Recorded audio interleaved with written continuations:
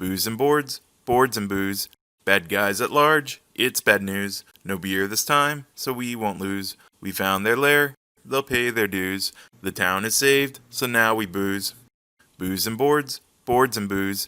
With Mickey and Jeb. Don't do it. Don't do it. Alright. Don't do it. Okay. Alright. Okay.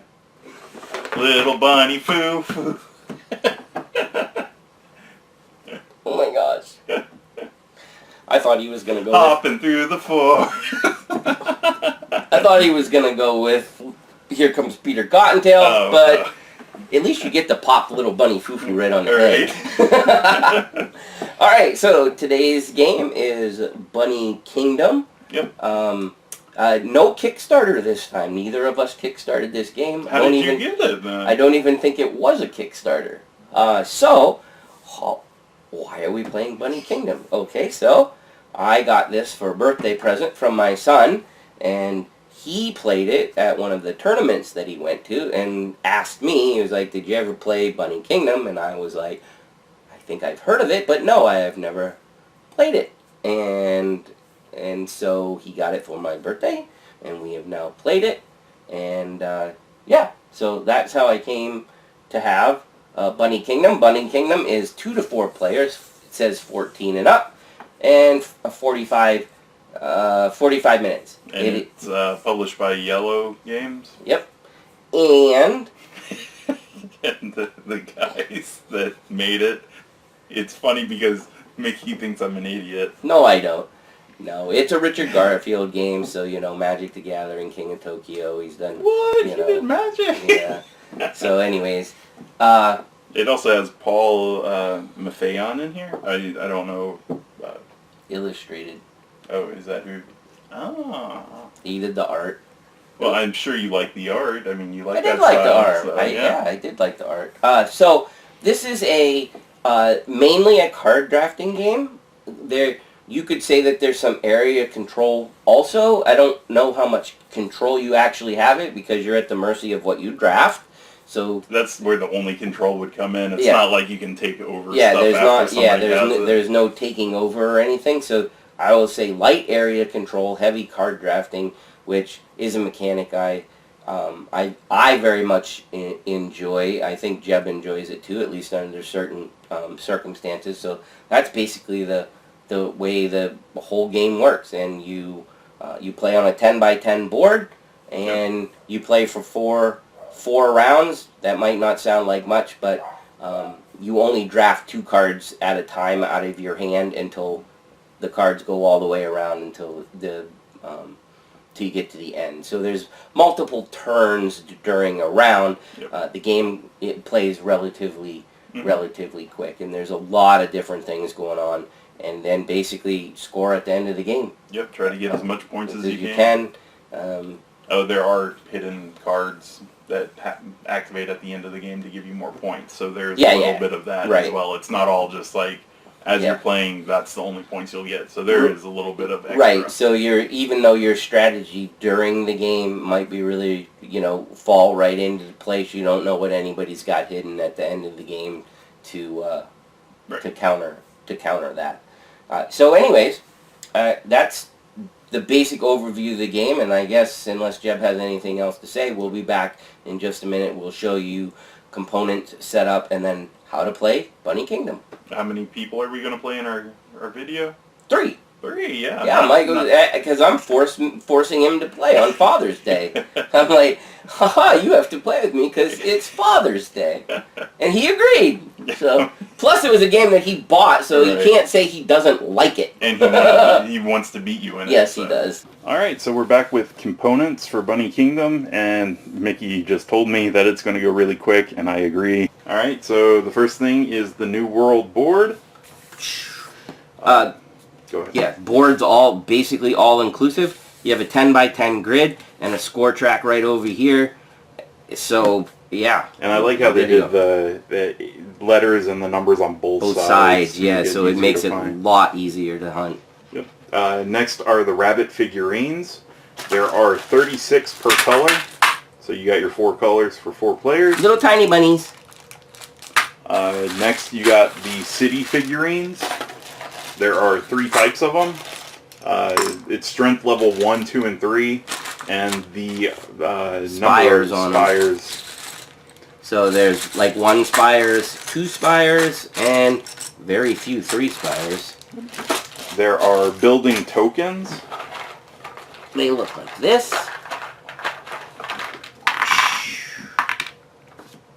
Little, like, triangle guys that you can just fit in the corner, and they fit just right. Yep, and there's like a little half semicircle cut out for your little figure to go in. Yep. Next are the exploration cards, which is pretty much the whole gist How of the game. many are there? Does it say? Total is 182. So there's 182 cards in this game. And then there are 4 player aids. And basically the player aids are like how to do math. Oh, multiplication table. Yeah, it's a multiplication table. It does say on the front of it, I guess I'll call it the front of it, it tells you do that this is for the harvest phase. And it just says the carrots of a thief equal its strength times its wealth. So I actually kind of not even necessary, but there's the health and wealth multiplication table like Jeb said. So that's it. Alright, so let's move into setup. Okay. The first thing is place the New World board on the middle of the table and place one strength 1 city in each city space on the board. So on the board there are different areas. There's the cities, which look like little cities. There's carrot fields, forest, plains, and like water with fish and mountains. So those are the different spaces. So like Jeb, in case you can't see them real well, all of these that have like a little village looking thing are going to get one of these tokens placed on it. We're not going to fill up the whole board. You'll see what it looks like when we, if you watch a little bit of the video. But just so you, there's no randomness in where these level 1 buildings go. They go on the buildings on the board. Yep. Next up, each player is going to choose a color and take all the rabbits of that color, and you will place one of them on the 0 space of the score track. So I would be the red person. I would take this little bag of rabbits. I'd take one of them out, put it right there. And the other players would do the same. Next, you will place the remaining cities and tokens next to the board. So that's pretty much just put everything in a pile next to it. And then shuffle all the exploration cards to make a deck and place it face down next to the board. Alright, and that is everything for setup. That was super quick too. Yep. Alright, so how do we play Bunny Kingdom? Alright, so, well actually there's a little bit more setup that didn't happen in the setup section. Okay. So before you actually start playing, without showing the cards, you're going to give each player a certain number of cards based on the player count. So if it's a 3-player game, you give 12 cards to every player. If it's a 4-player game, 10 cards to every player. Okay. So we're going to do a 3-player game. Right. So Mickey would give 12 to each player. And we're just going to go... Jeb and I are just going to go back and forth through the instructional play, even though there will be 3 players. Because now we're just showing you mechanics. But as he said, we are going to play with 3 players. Alright, so there you go. So we both have 12 cards. Alright, so a quick thing, there are 4 rounds in the game. Yep. And a round will consist of 3 phases. So there's the exploration phase, the construction phase, and the harvesting phase. So you're going to do each of those for every round 4 times. So the way to begin the game, to begin a round, is you start with the exploration phase. So first thing is drafting cards. So each player will look at the cards in their hand and choose 2 cards to keep. Alright, so in a drafting game, like Jeb said, you look at all the cards that you got, and you get to just pick 2 of them. So I'll take one, and I will take another one here. And then what you do is you set the other ones to the side. During round 1 and 3, you pass it to your left, and then round 2 and 4 you pass it to your right. So Mickey's passing to his left, I'll pass to my left. So those will sit in front of the player to your left. They don't touch it yet, because what's going to happen is, at this point, all players can simultaneously play the 2 cards that they chose. Right. We'll do ours in order so you can see some of the mechanics of the game. All right, so I've got F9. So up in this corner tells me the space on the grid that this card pertains to. So all I do is I take a rabbit and I find F, and then I intersect with 9 and I place it there. What also, like, they really thought out the board and the cards on how they combine. So if you notice, like, so there's F9, there's F9, and there's a wood symbol on it. So you know that the space you're going to be placing it in is going to have that wood producing symbol. And sure enough, F9 is right there. So that kind of helps me not to put it here or here by accident. I mean, once things start getting full and stuff, even though it's not, I mean, that's not a complicated mechanic. It's just visually helpful in my opinion. Yep. Right? And then the other card I have doesn't have any coordinates. It just has a 2 and a picture of a castle. So that's a building card. So what that means is I place it down in front of me and I take a numbered a building with that number spires, and I just set it on that card for now. Alright, and then for me, I did pretty much the same thing. I had F6 as the place where I'm placing, and it looks like planes on the card, so F, and I go over to 6, and yep, there's the planes, and then I also picked a 2 building or city as well, so that will sit in front of me with the building on top of it for now. And in case you're wondering, once you've played a card, you can just set it to your own little discard pile. Yeah, each player has their own discard pile. Alright.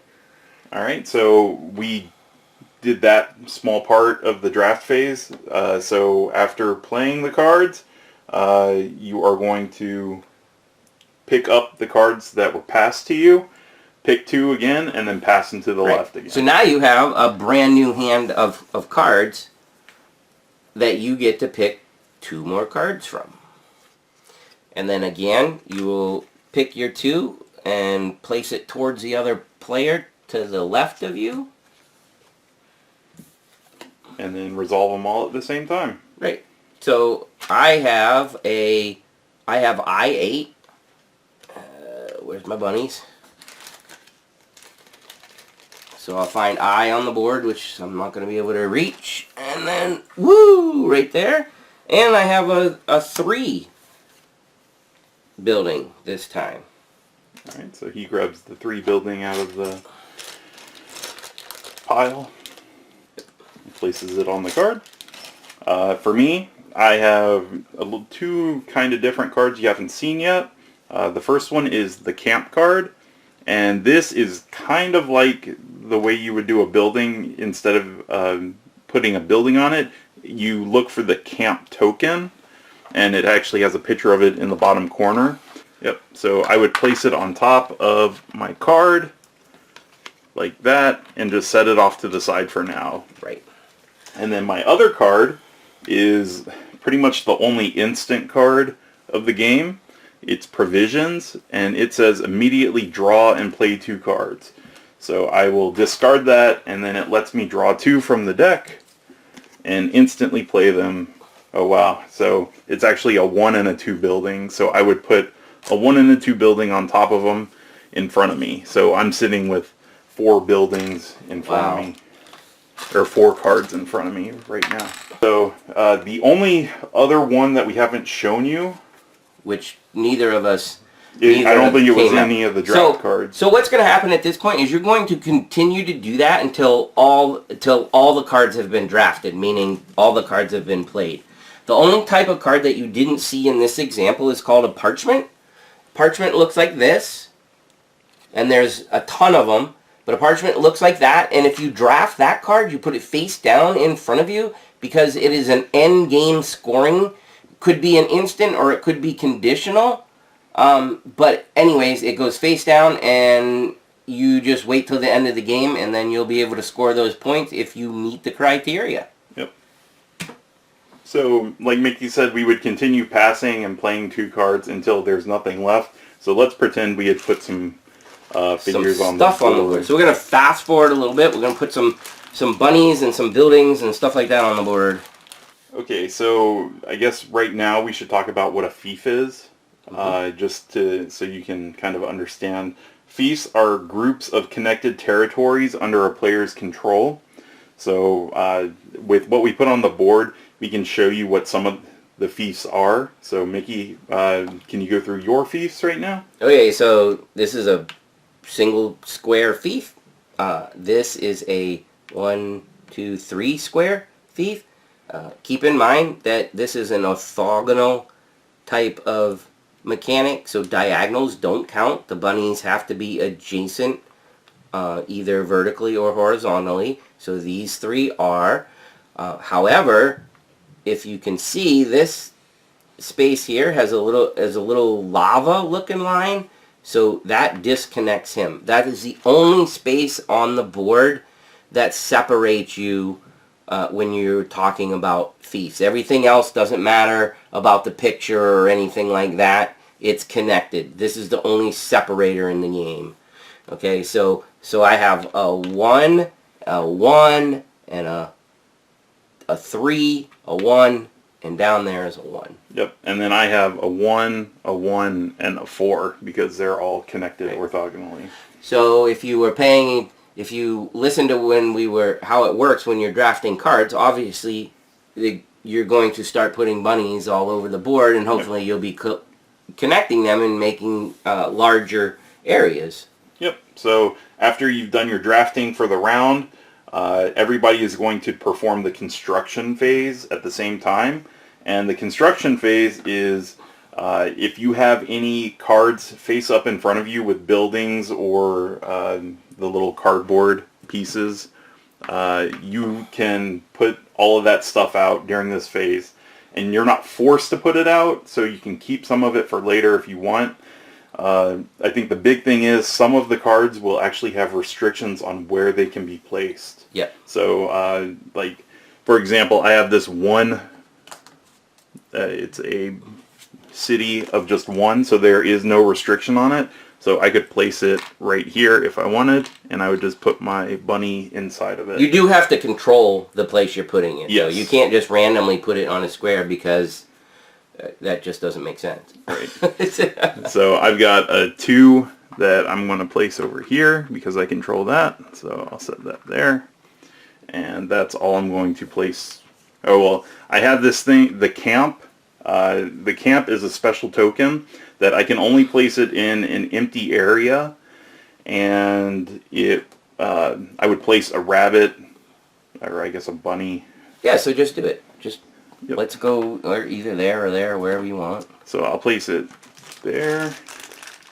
And by empty, it means no building and nobody controls it. So I could put it here, I could put it there, I could put it there, something like that. I couldn't put it in a place with a city, so I'll just set it. So now he just enlarged his fief.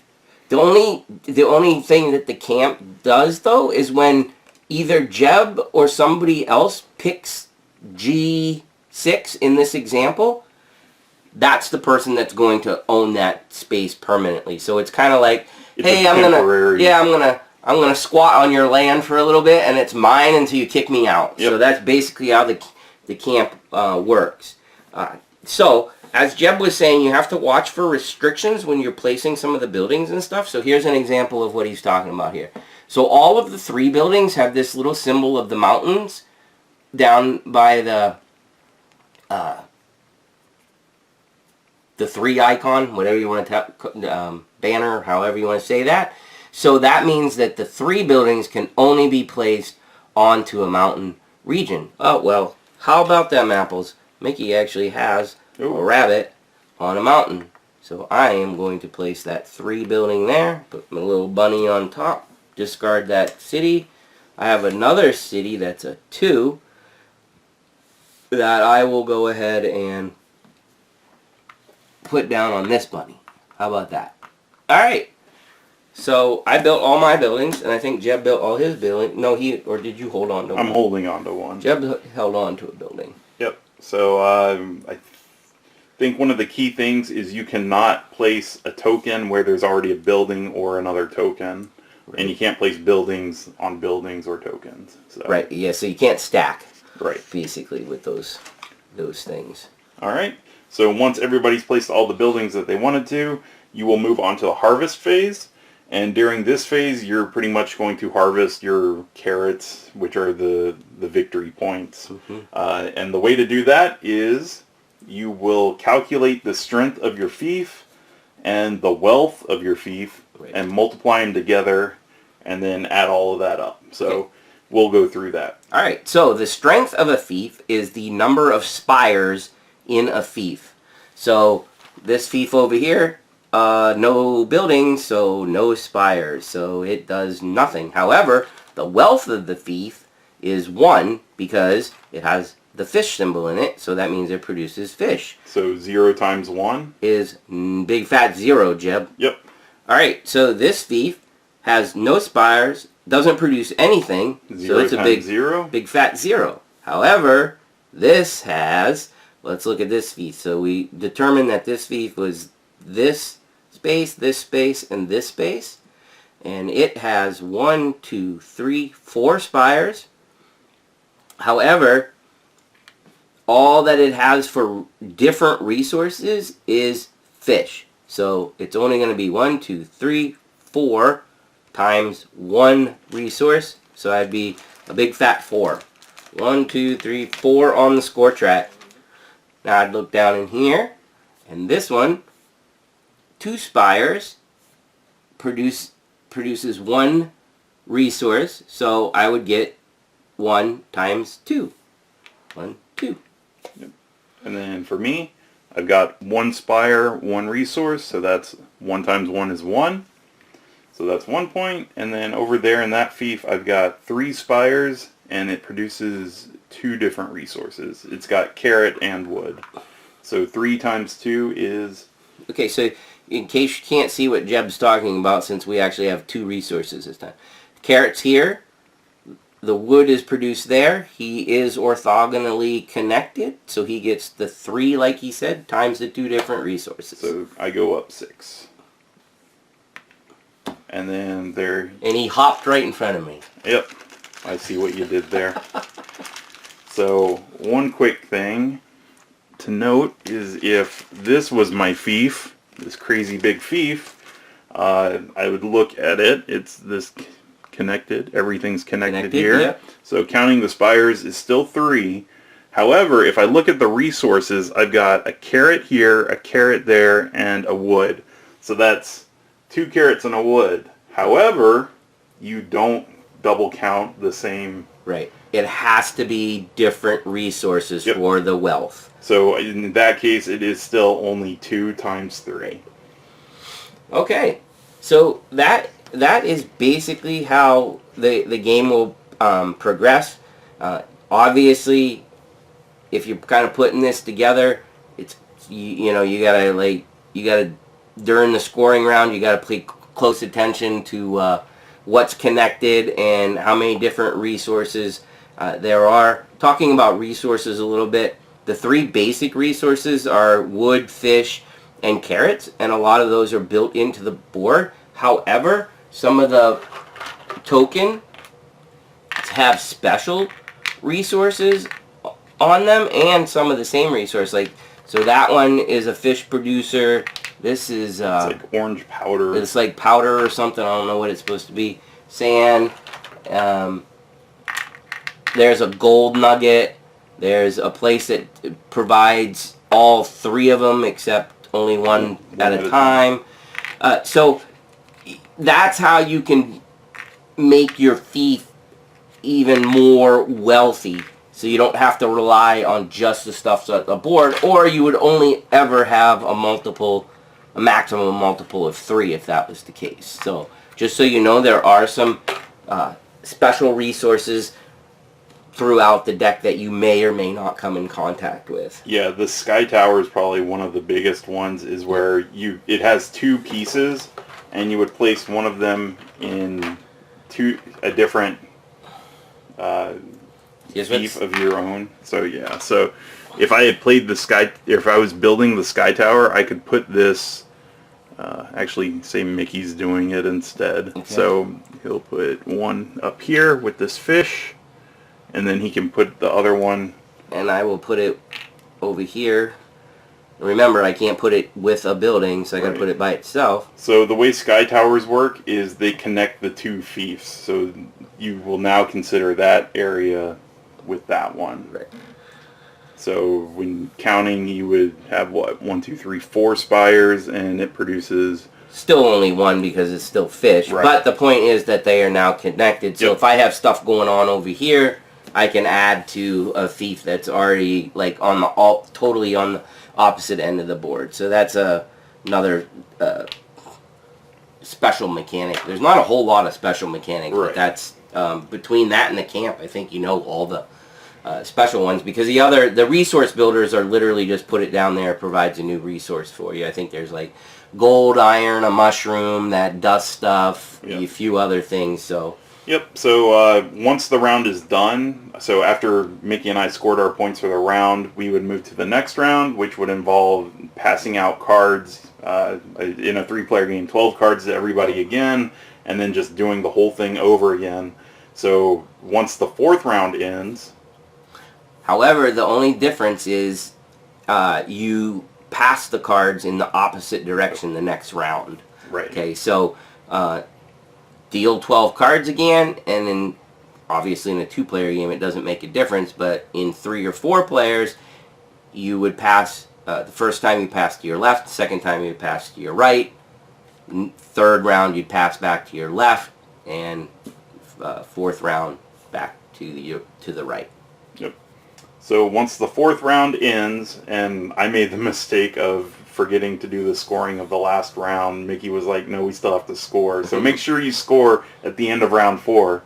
Once that is done, you will now reveal all of your parchments and score the effects of them depending on if you completed them or not or whatever. And that gives you bonus points for your final score. Yeah, and just use the score track to keep track of what you scored on your parchments. And as we said before, the parchments either have some sort of requirement and then you would get the bonus, or they just give an instant.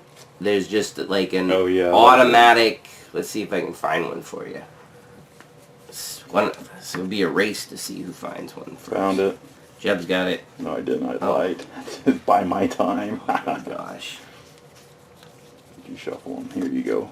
All right. Royal Coat.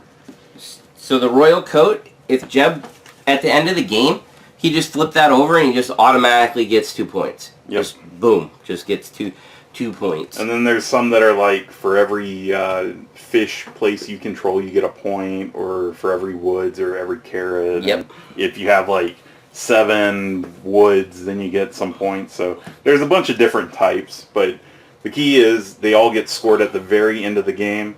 And then the player who has the most points is the winner. Yep.